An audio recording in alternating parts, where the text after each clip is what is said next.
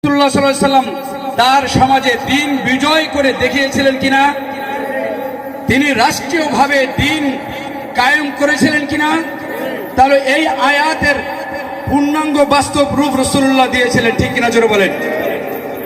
এখন আমাদের সমাজে, আমাদের ব্যক্তি জীবনে, সামাজিক রাষ্ট্রীয় কোনো জায়গায় ইসলামী শাসন ব্যবস্থা জারি আছে?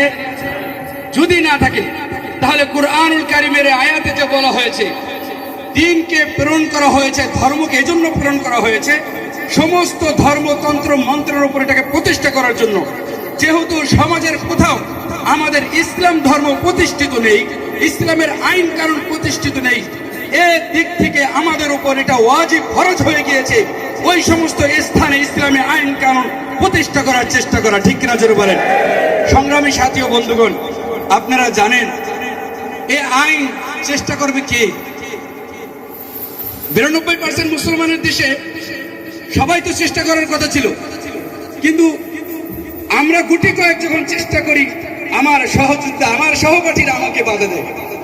কারণ কি বুঝে আসে না। কারণ কি জানেন? সংক্ষেপে বলি, এই যে অফিসের মেন চেয়ারে যে বসা আছেন, ওই চেয়ারে যদি ইসলামী হুকুমত প্রতিষ্ঠা হয়ে যায় তাহলে তিনি তার অতিরিক্ত টাকা গুনতে পারবেন না, ঠিক কিনা জোরে বলেন। তার অতিরিক্ত টাকা ইনকাম বন্ধ হয়ে যাবে বিদায় তিনি আমার বিরোধিতা করেন।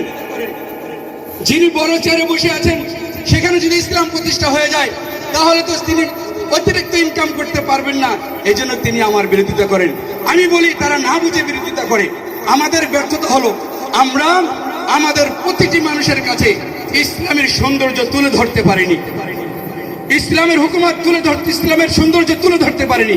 আমাদের আজকে থেকে কর্তব্য হবে, দায়িত্ব হবে প্রতিটি যুবকের দ্বারে দ্বারে, ডোর টু ডোর, প্রতিটি দরজায় দরজায় আমরা ইসলামের সৌন্দর্য তুলে ধরবো তো ইনশাআল্লাহ। আচ্ছা, এই সমাজে সবচেয়ে অপকর্ম কে করে? 80 বছরের বৃদ্ধ না যুবকেরা? এই দেশে সন্ত্রাস চাঁদাবাজির সাথে অধিকাংশ কারা জড়িত বলেন তো দেখি? যুবক ভাইয়েরা কথা বলেন, কারা জড়িত? যুবকেরা জড়িত। এটা আপনার দোষ না, এটা আপনার সমাজ ব্যবস্থার দোষ, এটা আপনার রাষ্ট্রের ব্যবস্থার দোষ।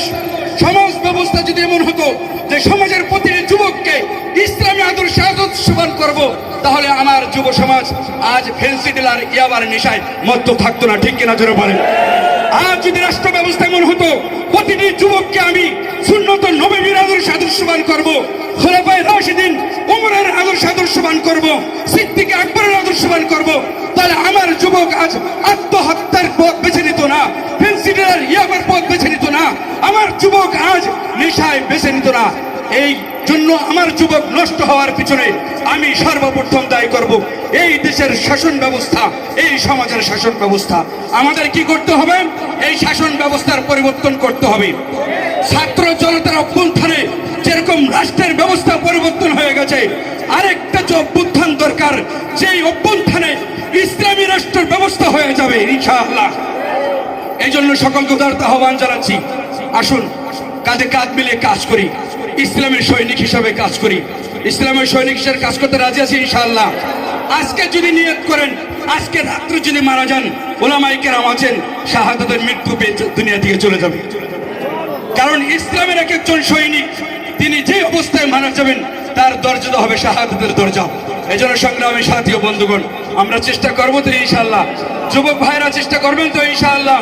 আপনি যে ওমরের উত্তরসূরি, এটাকে আপনি প্রমাণ করে দেখাতে পারবেন ইনশাআল্লাহ। আপনি এই স্লোগান দেন যে আমি ওমরের উত্তরসূরি, আমার কণ্ঠ হবে ওমরের মতো, আমার ওমরের সামনে যেরকম কোনো বাতিল মাথা চাড়া দিয়ে দাঁড়াতে পারেনি, আমার সামনে কোনো বাতিল মাথা চাড়া দিয়ে দাঁড়াতে পারবে না ইনশাআল্লাহ। নাসরুম মিনাল্লাহ ওয়া ফাতহুন করিম। আমি সকলকে ইসলামী যুব আন্দোলনের আবার শুভেচ্ছা জানিয়ে আমার বক্তব্য শেষ করছি। ওয়া মা তাওফীক ইল্লা বিল্লাহ।